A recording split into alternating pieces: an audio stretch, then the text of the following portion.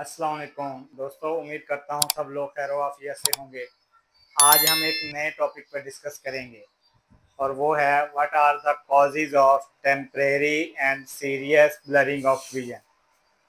अब समटाइम्स आँख में जो ब्लरीनेस आ रही होती है वो टेम्परेरी होती है, हार्मलेस होती है, इनिशियल ट्रीटमेंट करने से वो ठीक हो जाती है। और कुछ ऐसी ब्लरिंगनेस होती है जो सीरियस डिसऑर्डर्स की वजह से होती है और उसके डिफरेंट सीरियस डिसऑर्डर्स की इंडिकेशंस होती हैं। तो आज हम वन बाय वन डिस्कस करेंगे कि what are the causes of temporary blurring of vision and what are the causes of serious blurring of vision. तो सबसे पहले डिस्कस करेंगे टेम्परेरी ब्लरिंग ऑफ विजन। तो उसमें आता है डिजिटल आई स्ट्रेन। समटाइम जब हम बहुत ज़्यादा स्क्रीन यूज़ कर रहे होते हैं तो उसकी वजह से इंस्टेंट ब्लरिंग होती है और उससे हम कैसे बच सकते हैं। 20-20-20 रूल्स इनमें रखें। वो मैं पहले डिजिटल आई स्क्रीन पे पूरा अपना एक वीडियो शूट कर चुका हूँ, उसको जाके देखें। अच्छा, दूसरे नंबर पे आती है ड्राई आई। अब आजकल जैसे गर्मी का सीज़न है, एसी में लोग बैठे होते हैं और बहुत सारे ऐसे फैक्टर्स हैं। हमारी कॉर्निया के ऊपर एक एक्स्ट्रा टीयर फिल्म होती है, वो समटाइम्स अनस्टेबल होती है जिसकी वजह से आंख ड्राई हो जाती है। तो उस ड्राइनेस की वजह से भी टेम्परेरी ब्लरिंग ऑफ विजन होती है। जो ड्राइनेस है उसके लिए हम simple lubricating eye drops use करेंगे तो वो ठीक हो जाएगा। अच्छा, एलर्जीज।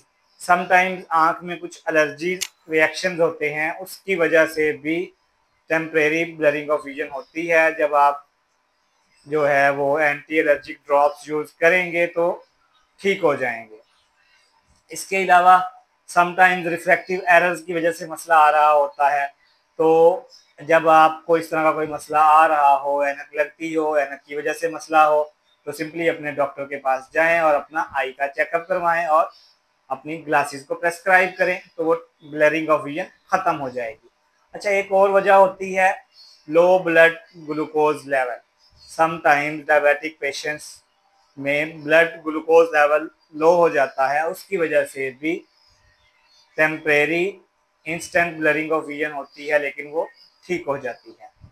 अब हम डिस्कस करेंगे what are the causes of serious blurring of vision. ऐसे कौन कौन से फैक्टर्स हैं जिसमें सीरियस और एक्सेसिव ब्लरिंग ऑफ विजन होती है। उसमें सबसे पहले आता है कैटरेक्ट।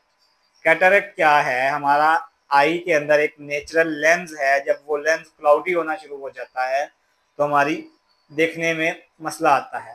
तो इसका हल सिंपली ये है कि जब कैटरेक्ट आई में आए तो अपनी कैटरेक्ट सर्जरी करवाएं, क्लाउडी लेंस निकाल के एक नया फ्रेश आईओल ट्रांसपेरेंट उसको इम्प्लांट करवाएं तो आपकी विजन रिस्टोर हो जाएगी।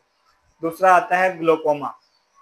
ग्लोकोमा बेसिकली क्या है? एक ऐसी डिसऑर्डर है जो आंख में प्रेशर के बढ़ने की वजह से होती है।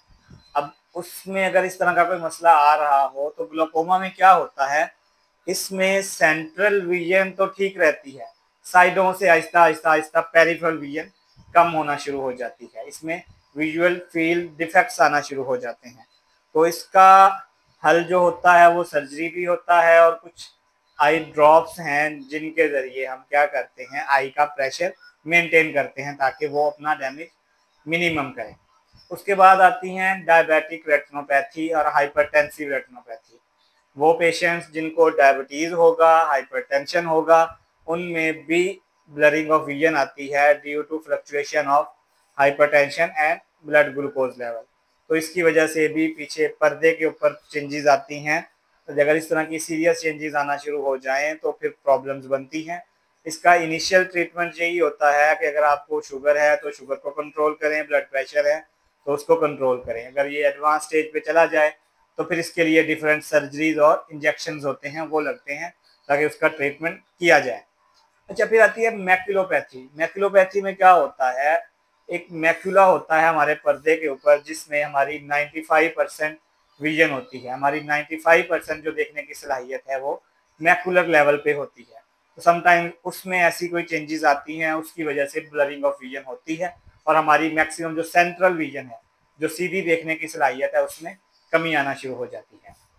तो इसके लिए भी आपको चाहिए कि अगर इस तरह के प्रॉब्लम्स हैं और स्पेशली आप एजिड हैं आफ्टर 40-45 ईयर्स 50 ईयर्स के रेंज में, तो फिर फौरी जाओगे अपने डॉक्टर को चेक करवाएं।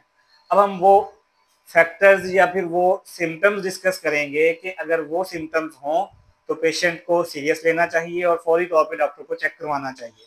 अगर तो ब्लरिंग ऑफ विजन है और वो एक आई में है और वो सडन हुई है तो भी ये सीरियस प्रॉब्लम है। ब्लरिंग ऑफ विजन हुई है और आफ्टर ट्रॉमा हुई है तो ये भी एक सीरियस प्रॉब्लम है। समटाइम्स ब्लरिंग ऑफ विजन होती है और उसके साथ 3 फैक्टर्स आएंगे, पेन होगी, रेडनेस होगी और फ्लोटर्स होना शुरू हो जाएंगे। तो जब इस तरह की प्रॉब्लम्स आए तो तब भी ये एक सीरियस इंडिकेशन है कि आपको आई में कोई ना कोई मसला चल रहा है, तो इसमें आपको डॉक्टर को चेक करवाने की ज़रूरत है। ये वो बेसिक फैक्टर्स थे जिनकी वजह से ब्लरिंग ऑफ विजन होती है। अब इस तरह के कोई भी अगर आपको मसला पेश आए तो फौरी तौर पे अपने आई के डॉक्टर को चेक करवाएं ताकि टाइमली उसका ट्रीटमेंट किया जा सके। मैं विहाड़ी में अल हसीब ऑप्टिकल जिना रोड विहाड़ी पे डेली अपना क्लिनिक करता हूँ। इसके अलावा लुडन में डॉक्टर साजिद वाली हॉस्पिटल में जुमे वाले दिन बैठ के अपना क्लिनिक करता हूँ। अगर कोई भी दोस्त आंखों से मुतल्लिका कोई मशवरा हासिल करना चाहता है तो हमारे क्लिनिक पे विजिट करें। और इस तरह की मोर इन्फॉर्मेटिव वीडियोस देखने के लिए हमारे चैनल को लाइक, शेयर और सब्सक्राइब लाजमी करें। बहुत शुक्रिया।